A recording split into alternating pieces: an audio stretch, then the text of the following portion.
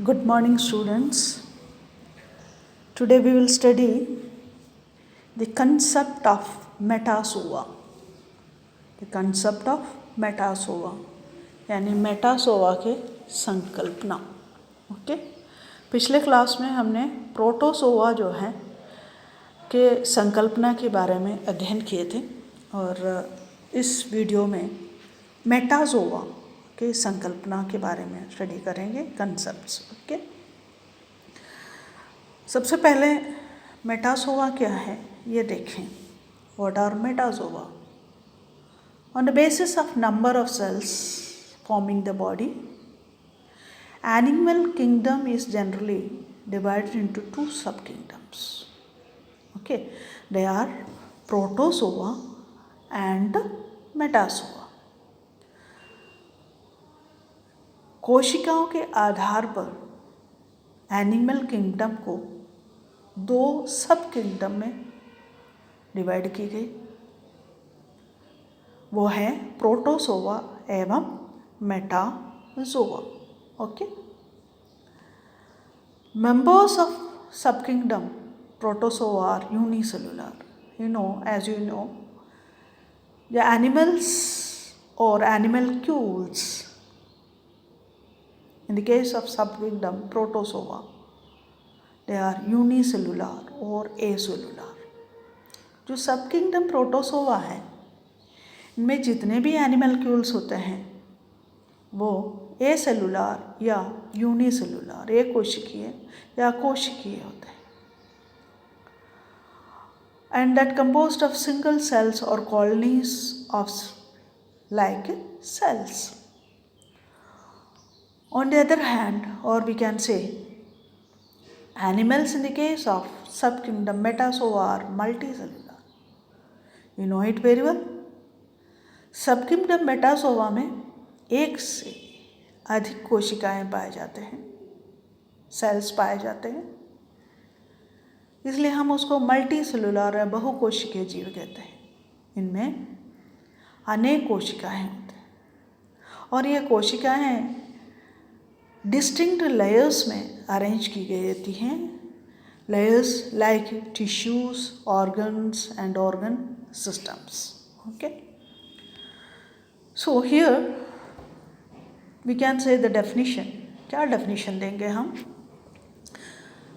They may be metazoans may be defined as the holozoic multicellular organisms. Holozoic प्राणी समपोषी organisms होते हैं और ये एम्ब्रियो या भ्रूण से इसका विकास होता है. Their body can be differentiated into tissues and organs and also organ systems. Okay, organ system या tissues हो, organ हो, अंग हो, अंग तंत्र कोटि जो है ये जो हायर इन्वर्टिब्रेट्स होते हैं इनमें जो सबकिंगडम हो या फिर वर्टिब्रेट्स हो, इनके बॉडी के अंदर ऑर्गन सिस्टम्स तक डिफ्रेंशिएट होता है टिश्यू सेल्स और ये and they specialized for different functions also. और ये विशिष्ट फंक्शंस या कार्य भी इनमें होता है. Their gametes never formed within unicellular structures. इनकी जो भी gametes होते हैं वो gametes जो हैं एक कोशिकीय स्ट्रक्चर्स से प्रोड्यूस ना होते हैं but produced within multicellular sex organs. बहुकोशिकीय सेक्स ऑर्गन्स और at least within surrounding somatic cells से प्रोड्यूस होते हैं. Okay and again we can defined as the multicellular animals और एज सेलुलर एनिमल्स और simply as the animals. Okay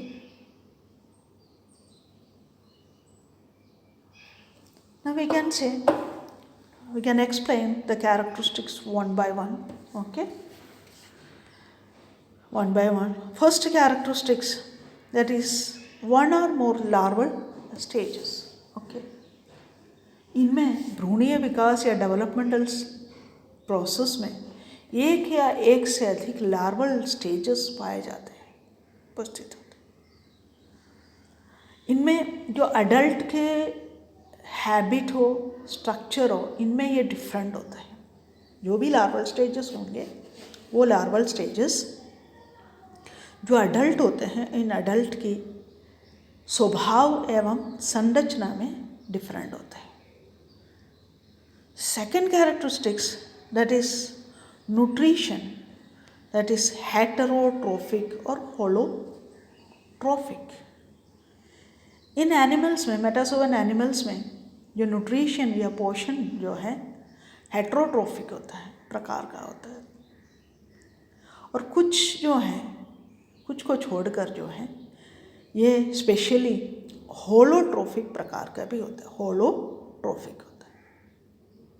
okay, and habitat के रूप में, हैबिट के रूप में कहें, दे आर फ्री लिविंग और पैरासाइटिक फॉर्म्स, स्वतंत्र रूप से रहने वाले प्राणी, या फिर किस तरह से होते हैं, पैरासाइटिक फॉर्म्स होते हैं।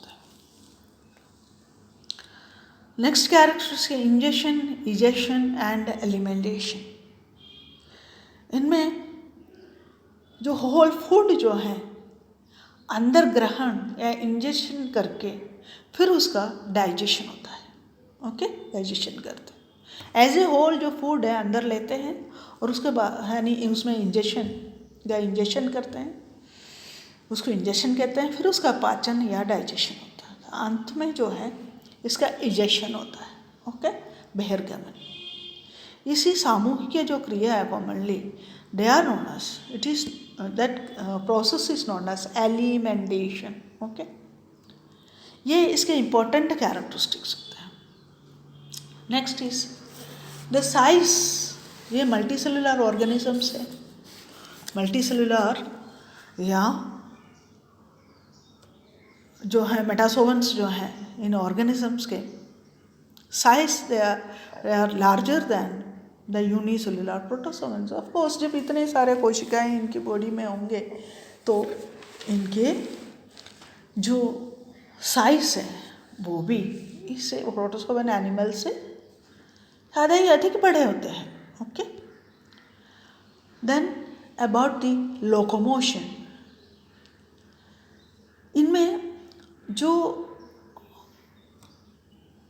बहुमुखी विकास इनके शरीर में होता है, तो बहुकोशिकीय प्राणी जो एनिमल्स होते हैं इनमें लोकोमोशन की क्रिया भी होती है।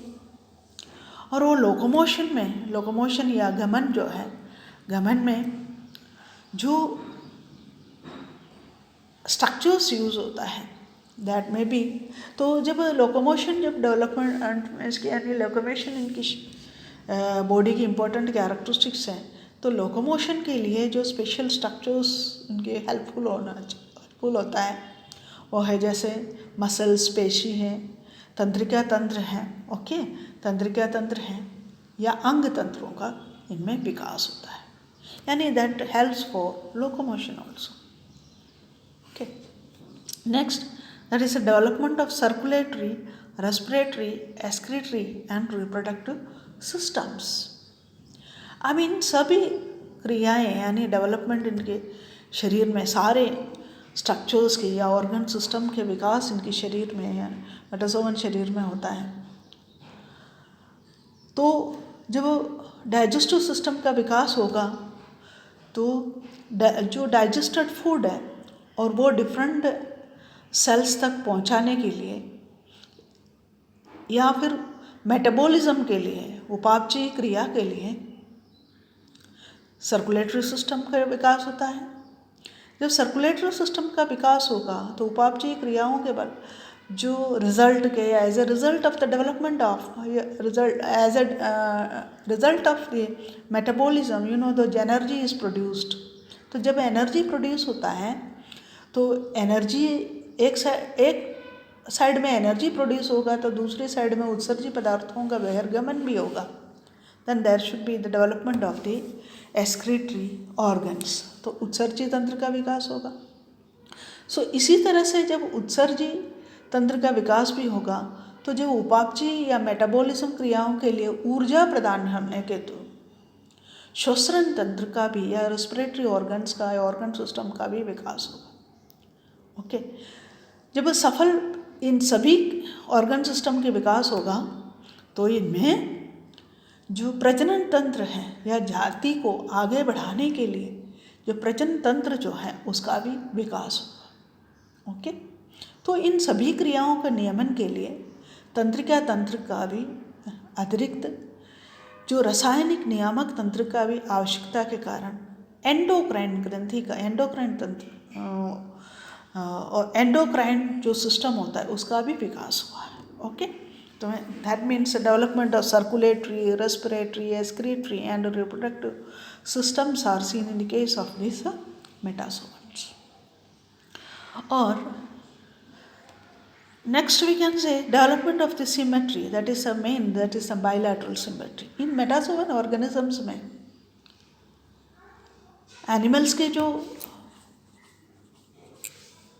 बॉडी की जो शेप है वो एक इम्पोर्टेंट इफेक्ट डाला हुआ है। यही कारण इनमें सिमेट्री का विकास हुआ है। जो सिमेट्री जो है इनमें बाइलैटरल होता है, बाइलैटरल सिमेट्री।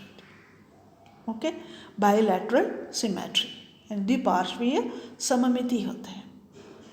ओके, और इसके अतिरिक्त जो विज्ञान से ये वातावरण में जो है ये मेनली में हमेशा जो प्रवेश जब भी करते हैं तो इसीलिए इनके एंटीरियर एंड जो है एंटीरियर एंड पर जो है सेंस ऑर्गन्स और मुख की उपस्थिति होती है। तो sense organs we can say mainly the sense organs या संवेदनांग एंड माउथ कहाँ पर होता है? अग्रभाग की ओर, अग्र अंत की ओर उपस्थित होता है। तो सर्वप्रथम वी कैन से फर्स्ट जो है हेड का जो फॉर्मेशन वो भी आगे की ओर होगा, यानी हेड की जो डेवलपमेंट है उस डेवलपमेंटल प्रोसेस को कहते हैं सेफलाइजेशन, शिरोभवन। ओके, शीर्ष बनने का जो क्रिया है उसको कहते हैं सेफलाइजेशन, शीर्ष। ओके, इसके विपरीत कुछ सेसेल एनिमल्स होते हैं जो स्थानबद्ध होते हैं, इनमें आर्य प्रकार की सममिति पाए जाते हैं, आर्य सममिति पाए जाते हैं। Okay, radial symmetry in sessile organisms. Next we can say the development of skeletal systems, और skeletal system में भी जो कंकालीय तंत्र जो हैं शरीर को स्ट्रेंथ प्रदान करते हैं और एक निश्चित आकार प्रदान करते हैं, सपोर्ट देते हैं। तो कंकाल जो सहारा देने के लिए अलावा इसके गमन में भी सहायक होते हैं और ये मेनली कैल्शियम या कैल्शियम युक्त हो गए, सिलिका युक्त होते हैं या काइटिन का बना हुआ होगा। ओके, तो we can say the development of skeletal system of course. तो वो स्केलेटल सिस्टम क्या क्या करते हैं? शरीर को एक निश्चित आकार प्रदान करते हैं, definite shape, and also it provide और it supports the body. So it is made up of calcium, silicon, siliceous, that may be calcareous, siliceous or chitinous होते हैं। Now, in addition to these systems, we can say the exoskeleton and endoskeleton may be present.